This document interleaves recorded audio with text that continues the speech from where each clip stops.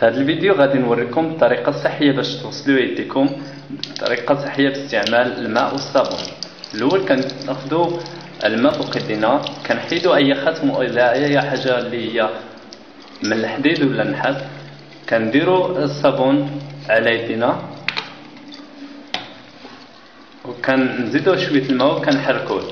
الطريقة يعني تعطينا ديك الرغوة، وهذا كنحركو يدينا في يدينا كلشي، كنغسلو بين الصبعان بجوجهم باليد اليمنية واليسرية بنفس الوقت، وكنبداو نغسلو كل صباع تقريبا بوحدو، ونحاول ندوزوهم يعني صبعان ب10.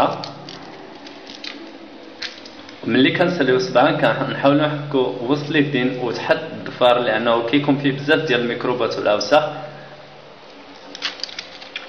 ملي كنديرو هاد القضيه هادي كنعاودو نحكو يدينا وكنديرو تحت الماء.